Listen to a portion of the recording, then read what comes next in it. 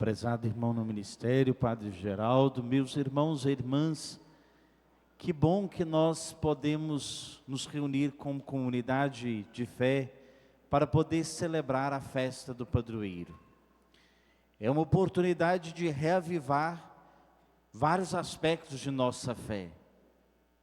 É a oportunidade de nós, enquanto comunidade, enquanto igreja, enquanto paróquia, poder nos encontrar, estarmos juntos, celebrando a fé, alegrando-nos, encontrando-nos para festejar. E fazer isso com um olhar voltado para Deus, agradecido a Deus, bendizendo a Deus, deixando com que de fato o amor e a graça do Senhor habite o nosso coração e nós possamos elevar ao Senhor uma grande ação de graças, um grande agradecimento. Mas também a festa do padroeiro é uma oportunidade que nós temos de poder fortalecer a nossa fé, para que nesses 10 dias, 9 da novena e o dia da festa, a gente possa ir nos alimentando da palavra do Senhor e da Eucaristia, e de fato crescermos como discípulos e discípulas do Senhor, crescermos no amor às coisas de Deus. E depois, como comunidade de fé, nós podemos olhar para o padroeiro e perceber algumas virtudes, exemplos que o fez santo, e nós também queremos praticar essas virtudes, essas atitudes na nossa vida para também alcançarmos a santidade, para que um dia a gente também possa chegar à glória de Deus. E é dessa forma que nós fazemos com que o nosso coração de discípulo se torne fiel. Quando nós nos reunimos para celebrar e quando nós nos fazemos irmãos e irmãs uns dos outros e permitimos que a fé dilate o nosso coração, para que não fique endurecido, para que não fique ensimesmado em si mesmo, para que não fique fechado, endurecido, mas seja um coração dócil, aberto à graça e ao amor do Senhor. Nós, meus irmãos e irmãs, fomos criados pelo amor do Senhor. Porém, quando Deus nos criou, no coração humano, marcado, como vimos na segunda leitura, pelo pecado, muitas vezes acaba por escolher mal, porque o pecado deixa um pouco anuviado a nossa vontade, a nossa inteligência não, porque às vezes nós sabemos muito bem diferenciar o que é certo do que é errado, o que é bom do que é mal. São Paulo vai dizer que muitas das vezes nós deixamos de fazer o bem, que sabemos que devemos fazer e acabamos por fazer o mal. Ou seja, na inteligência está fácil, está claro, mas na hora de escolher, a nossa vontade marcada pelo mal, acaba escolhendo o mal. E essa marca do mal, quem curou, nós ouvimos na segunda leitura, não foi a lei, não foi os profetas, mas sabem quem curou a ferida do mal no nosso coração, na nossa vida? Jesus Cristo. Pela sua vida, morte e ressurreição, Ele nos curou dessa ferida, que nos impede muitas das vezes de escolher o bem, de fazer o que é certo, de escolher o que é correto. Por isso que a todo momento nós precisamos educar a nossa vontade para fazer o bem e afastarmos do mal. Ouvimos na primeira leitura a trama feita para que se caísse no mal. Aqueles homens bons, corretos, são também traídos para que pudessem fazer o mal, deixando o bem, fizessem o mal. E essa é também a nossa luta cada dia. A cada dia a gente deve se esforçar para poder fazer o bem e evitar o mal.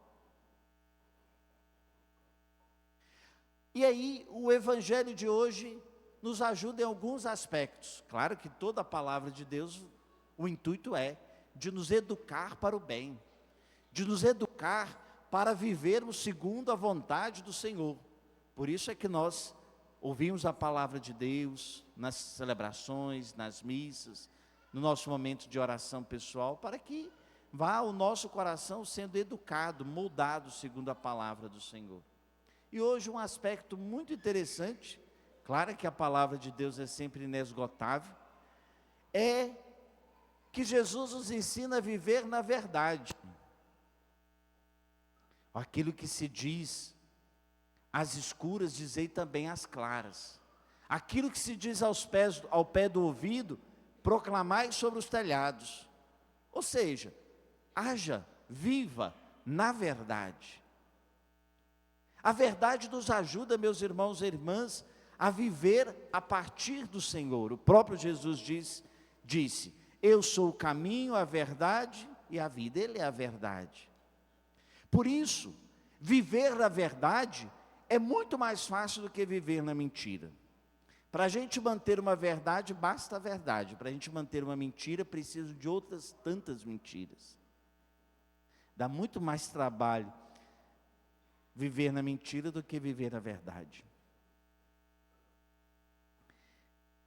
Por isso é que nós, como pessoas de fé, nós não podemos querer de modo algum optar por outro caminho que não da verdade, que não o caminho correto, que nos aproxima do Senhor, que nos faz ser dóceis uns com os outros, que nos ajude a praticar o bem às outras pessoas.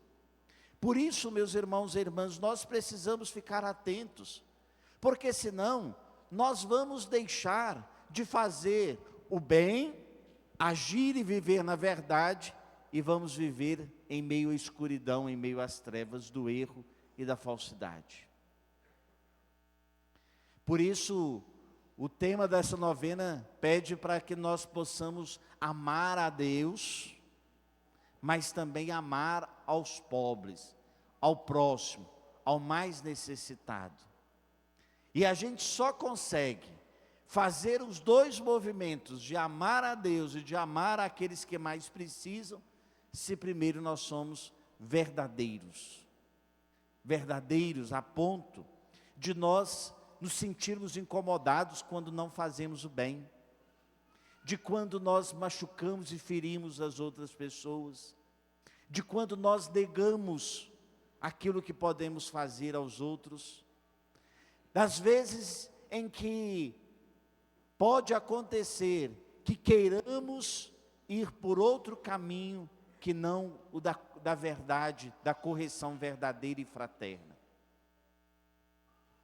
Aquela pessoa que diz assim, não sei se vocês conhecem, mas certamente já encontraram alguém do tipo, comigo é assim, tudo que eu tenho que dizer eu digo na lata, na bucha, goste ou não goste eu falo. Que triste, né? Uma pessoa que acha que a verdade, ela existe para ferir, para machucar, para humilhar, para envergonhar, para expor alguém.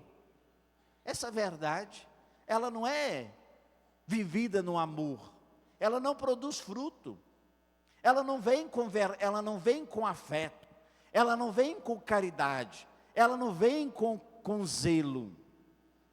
Mas em compensação, quando alguém se achega até nós para fazer uma correção, mas faz aquela correção carregada de amor, de carinho, aquela correção cai no nosso coração de um modo muito diferente, de um modo satisfatório. É bom a gente ter alguém que nos corrija, na verdade, para poder vivermos bem. E não a crítica pela crítica.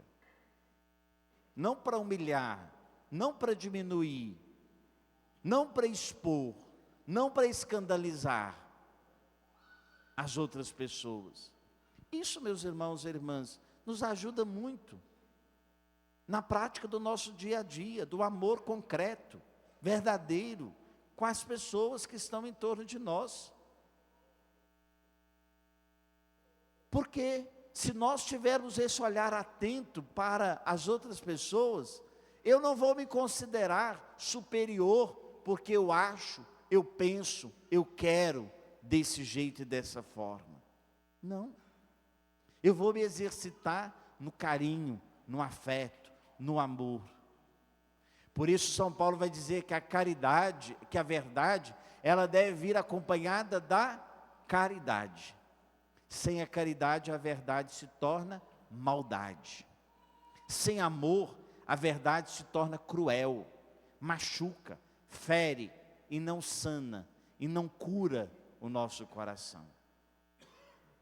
Para que a gente possa viver de fato um amor a Deus e um amor às outras pessoas, aos pobres, aos mais necessitados, aqueles que precisam de ajuda, aqueles que precisam do meu afeto, é preciso que eu os ame na verdade e no amor. Porque senão corre o risco de ser, por outros motivos, o meu gesto em favor de alguém, e não com afeto verdadeiro, e não com cuidado verdadeiro, e não com um coração desejoso de amar aquela pessoa. Então, meus irmãos e irmãs, é preciso que nós tenhamos esse olhar amoroso, verdadeiro e caridoso para com todas as pessoas, mas sempre considerando que nós precisamos, com a nossa vida, não só falar do reino de Deus, não só falar do amor de Deus, como São João Batista falou, mas como ele, sobretudo, viveu o amor e o testemunho desse reino de Deus, com a sua vida, com gestos concretos e verdadeiros. Por isso, meus irmãos e irmãs, nos dias de hoje, em que se fala demais, em que se escreve demais, em que se posta demais, nós precisamos de menos falas, menos postagens, mas, sobretudo, mais testemunho. Por quê? Porque a minha vida são gestos concretos de amor, de cuidado, de zelo com o nosso próximo, é que deve falar e comunicar que nós cremos em Deus. Todos nós convivemos em diversos círculos sociais, com diversos grupos, diversos ambientes. Nesses ambientes, nesses lugares, estou eu comunicando com a minha vida a verdade do amor de Deus? Estou eu gerando proximidade entre aquela pessoa e Deus? Estou sendo próximo àquela pessoa? Estou sendo capaz de demonstrar um amor verdadeiro e genuíno por aquela pessoa? Ou só estou amando os iguais? Só estou amando aqueles que pensam como eu, que agem como eu, que estão no meu círculozinho. E às vezes a gente perde tanta oportunidade de amar e de conhecer e de nos aproximar das outras pessoas, se nós formos verdadeiros com elas. Verdadeiros, se nós somos verdadeiros nos afetos, no cuidado, no carinho, na sinceridade. Que, meus irmãos e irmãs, os nossos gestos, a nossa presença, não sejam marcadas de forma alguma pela falsidade. Seja marcada pelo amor, seja marcada pela verdade. Não seja a nossa presença, aquela pessoa que fala uma coisa na frente e atrás fala outra. Na frente elogia, atrás critica, diminui a outra pessoa. Isso não é a verdade que os discípulos e discípulas de Cristo são chamados a viver. Por isso, todos nós precisamos assumir no dia a dia de nossa vida esse amor que nos aproxima de Jesus Cristo, esse amor que nos aproxima do reino de Deus, esse amor que São João Batista viveu com inteireza, com testemunho, com a responsabilidade de saber que a sua vida falava de algo muito maior, que é do projeto, do plano e do amor do Senhor.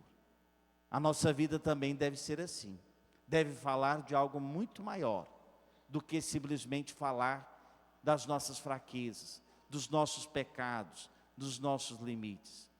A nossa vida deve falar e testemunhar o amor, a presença de Deus, pela verdade, por gestos concretos, de voltar o nosso olhar sem falsidade, mas com verdade, para testemunhar o amor de Deus na vida das pessoas que convivem conosco. Louvado seja nosso Senhor Jesus Cristo. Nessa missa também o Padre